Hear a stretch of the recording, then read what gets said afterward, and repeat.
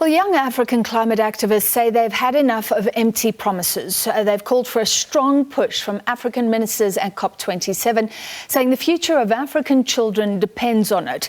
The African Child Policy Forum is a not-for-profit Pan-African Centre of Policy Research and Advocacy.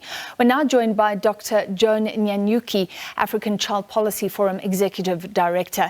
Doctor, thank you for being with us. The figures are amazing. By 2050, Africa will be home to 1 billion children and young people. How does climate change potentially affect their future?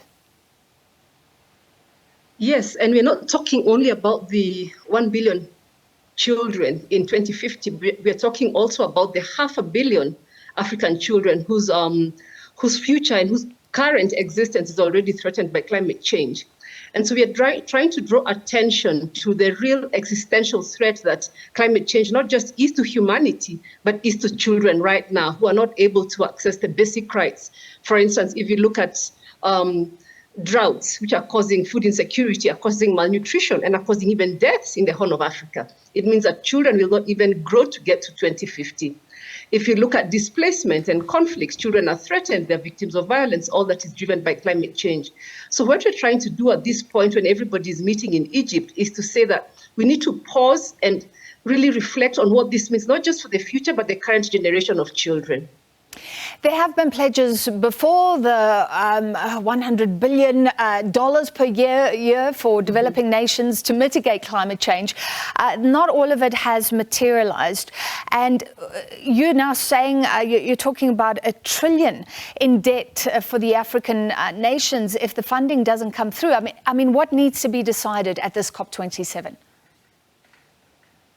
Really, our hope is that this becomes a COP not of pledges and commitments, but a COP of delivering action, where all these pledges are actually realized and the money is seen to be moving from the north, which is responsible for 97% of what we are seeing, to the south, which has only 3% responsibility.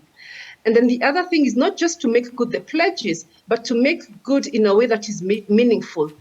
These funds need to go to respond to the needs that African countries have. It's not so much about mitigation, but adaptation and building of resilience that will allow the continent to keep children in school, to feed its children, to keep children secure.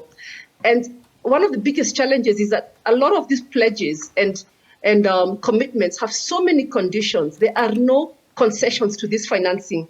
So one of the other things that the young people are really saying, and that we are echoing their voices, is that there needs to be concessions in this climate financing.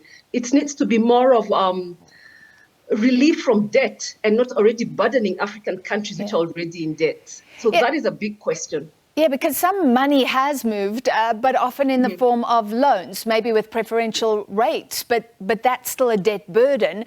The message seems to be changing, or there does seem to be a shift towards an understanding that Africa needs sort of loss and compensation, funds coming through without strings attached. Do you feel that shift? Yes, it has to be that. There has to be justice even in how financing is done. Because financing as it is currently set out is actually a form of injustice and is perpetuating the already climate injustice and global injustices we've been seeing between the North and the South. So there has to be a remodeling of how this financing is being done and not the standard model of development financing that African countries have received from Northern countries and from the multilateral institutions. And essentially, it's to say that it's making good the harm already done. And it's not really, it's not charity, it's not benevolence, it's about making good. And hence the compensation is an important element of this conversation this time, because it's that conversation that will enable African governments to safeguard the future for the 1 billion children we're talking about in the next 30 years. The background to this is that you organized a policy conference in Addis Ababa looking at the needs of African children, and I understand government ministers were there, but they are the ones that have to take this message to COP27. Do you think African governments are standing firm on this, and are they standing united? Yes, I would say the African governments have, to a large extent, really formed a collective group, because we know there is the African Negotiation Group, which was appointed and formed by the African Union and has been meeting really under the leadership of the Zambian government. And so it's made a lot of strides in making sure that there's a collective voice and position for Africa. That said, even as Africa negotiates as a group, there are unique nuances in specific countries and regions. For instance, the Horn. Right now in the Horn, we're talking about 32 million children facing hunger. In the Sahel, that is similar. We have seen millions displaced in Mozambique, in Zimbabwe from floods. And so even as Africa has a collective voice, which is very, very important for us to be able to negotiate with the North and with the multilaterals, it's also important to ensure that we recognize one size does not fit all, and some countries have suffered more harm. I mean, when we look at the islands, for instance, which are already facing the risk of submersion and sea levels are rising, the risk is much greater than what we see in mainland Africa. So the challenges are different. The threats to children and to the people are different. And so it is important that African countries have a collective voice, push back collectively, and really affirm and say that enough is enough. And I'm not saying it myself. It's like young people and the children that we had in our policy conference in September, who are really saying that African leaders, presidents, governments need to stop the rhetoric and really put action to all the words and commitments that they're saying. Yeah. Finally, if the compensation comes for loss and damage at the levels that African nations want, what onus is there on African governments to ensure it goes to the right place? Because there's also a huge degree of trust then. Yes, and that really is a big question, because oftentimes of the challenge of development funds or emergency funds or relief funds is, does it reach the right people?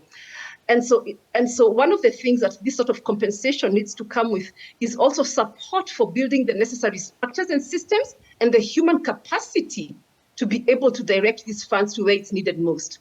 And for instance, one quick place where it's needed most is in boosting the child protection system, enhancing social protection systems.